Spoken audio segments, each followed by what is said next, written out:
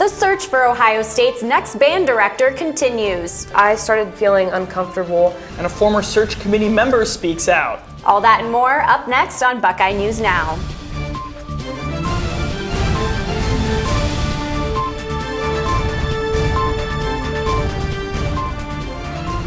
Welcome back, everyone. I'm Rithika Shah. And I'm Franz Ross. You're watching Buckeye News Now.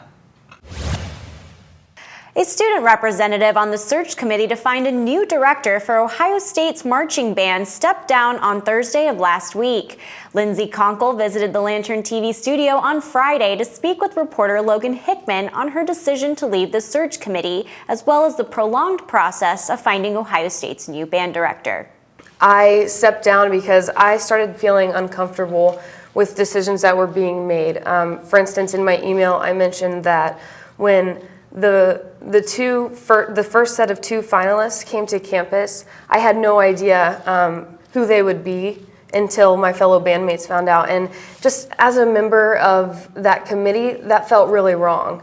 That we had narrowed down, a list. We got to 4 candidates. All of a sudden, there were 2. As a former member at this point of the search committee, was John Waters' name ever brought up, and was there any consideration ever given? Well, obviously his name was brought up because we did receive his application, and we would always put it on the back burner because we know of the pending lawsuit. From my understanding, that he was considered for a very long time, and then when we got to, started narrowing down the list, all of a sudden John's name was no longer on the list, and there was really no reason. In an update on the John Waters case, U.S. District Court Judge James Graham ruled that former Ohio State marching band director John Waters has a legal basis to sue for reverse sexual discrimination. However, all other complaints for that case have been thrown out. You can find more on that story as well as the full interview with Lindsay Conkle online at thelantern.com. Amidst the search for a new band director, the marching band did find 2 new drum majors this weekend. Lantern TV reporter Kaylee Rentz was at the Woody Hayes Athletic Center on Saturday for a look at who will be dotting the I's in Scripps, Ohio next year. I led Scripps, Ohio at the national championship 4 months ago, and that's the biggest stage that it gets, and tryouts still top that in terms of nerves. And we do basketball games and even hockey games, and I guess that's somewhat comparable, but definitely knowing how much is on the line when it comes to tryouts, there's definitely a lot more pressure, but in the same essence, it's still the pressure that you're used to dealing with. For the past 2 years, Nathan McMaster has been the assistant drum major for the Ohio State Marching Band. Now, in 2015, McMaster takes the next step, becoming the head drum major of the Ohio State Marching Band.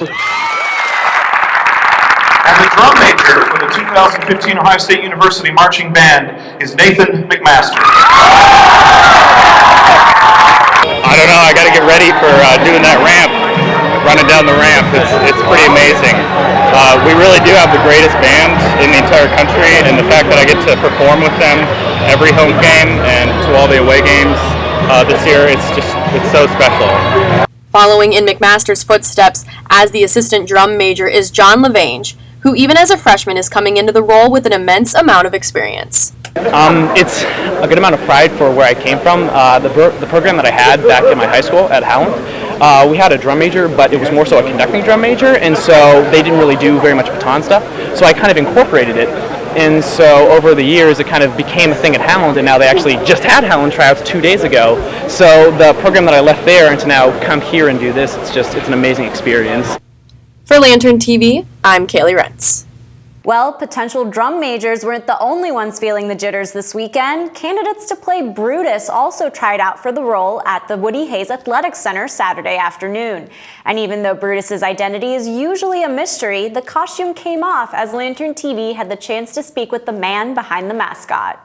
So yesterday was my last day as Brutus, and I don't know, I'm just super blessed to have I've been Brutus for the past 2 years, and it was an awesome experience. Brutus is an ambassador for the university, and it's not something that's just Ohio State, it's like the entire state of Ohio, and that secret is just like part of the thing that makes it super special. Nepali Buckeyes raise money for relief.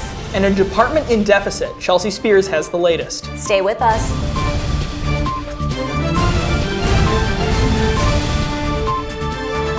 devastating 7.8 earthquake in Nepal has left well over 3,000 dead and many more thousands injured. At the earthquake's epicenter of the Gorkha district, a reported 70% of houses have been destroyed. To aid the victims and their families of the disaster, the Ohio State Nepalese Student Association has set up a donation page at crowdrise.com/earthquake relief fund where you can donate money for relief in Nepal. The Nepalese Student Association also plans to hold a candlelight vigil for those lost and affected by the earthquake sometime this week on campus. The College of Arts and Sciences at Ohio State is facing a multi-million-dollar budget deficit, and that amount is expected to keep on growing. Our very own Chelsea Spears has been digging through data for weeks and is here now with just how much the college is in the red. Chelsea? Yeah, Ritika, right now, the biggest college at OSU has a budget deficit of more than $4 million, but that number's only expected to rise. Dean David Manderscheid says the problem is partially because of a decline in credit hours, and also because the tuition increase they'd hoped for didn't happen. At the same time the college is dealing with this budget crisis, they're also getting ready to face what's expected to be a big retirement wave at the end of the school year. And while many faculty members could be leaving, the college has also said it might not be replacing them. The dean said, quote, "We're trying to not fire people. On the other hand, we won't hire as many lecturers as we have in the past." By 2016, the deficit is expected to rise to nearly $10 million. Back to you, Franz and Ritika. Thanks, Chelsea. Now, the story has a lot more detail than we have the time to get to today, so if you go to the Lantern's website, you can find full articles under campus. Art and science came together this weekend as the OSU Holography Club held their annual Spring HoloFest. The Holography Club held an exhibition to celebrate the works of Ohio State students and visiting artists in this interdisciplinary field. A hologram is an image that's placed on a 2D piece of film. And it's made by putting an object in front of a piece of film and shooting one beam at that object and one beam at the film. Probably the reason that holography in general isn't as popular is because it has a huge initial investment. The tables that are used in the lab, for example, cost tens of thousands of dollars. So it's not exactly something that a hobbyist can afford.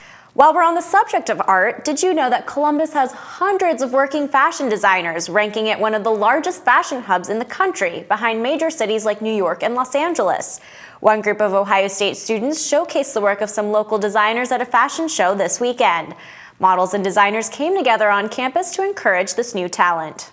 And we wanted to leave a helping hand, so we kind of came up with our idea of doing a fashion show, which later transitioned into, we just wanted to be a group, an organization that basically put together various events for the better good of the fashion community of Ohio. Even as we approach May, we've been experiencing some sweater weather here in Columbus. That's right, and now we're going to go to our meteorologist, Russell Bird, who's going to let us know if we can bring out the shorts and t-shirts as we close out the year. Well, Ritika, definitely. I don't need a sweatshirt if it's above 60 degrees, so I'm going to be wearing the t-shirt. I might move up to the shorts a little bit later in the week. Right now, 62 degrees for the high. Tomorrow, we're going to warm up to 66. I'll probably be wearing shorts for the first day of exams, and I think a lot of people will join me as well. Temps are going to be back up into the 60s this week. Definitely by the midweek, we're going to be dry, and then up to 70s by the weekend, so it's going to be very difficult to study. I don't know how it always works out that way. We get the sunshine, we get the warm temperatures right around exam time, making it very difficult to study, so that I don't like. I'd rather have rain for exam week. Mostly cloudy skies on Thursday, high of 66 degrees. We're going to keep that 66 degrees into Friday, and then by Saturday, warming up to 70 degrees, and the sunshine's going to come out a little bit more, so reward your exam taking with some playing outside on Saturday for sure. It's going to be nice and warm. Anyways, that's it for the forecast. Back to you guys in the studio. That's all we have for you in our last episode of Buckeye News Now. As always, remember to like us on Facebook and follow us on Twitter and on Instagram. As graduating seniors, Franz and I wanted to thank our viewers for tuning in to Buckeye News Now this year. Lantern TV will be back with new and improved programming next semester. Have a great summer. We'll see you next year.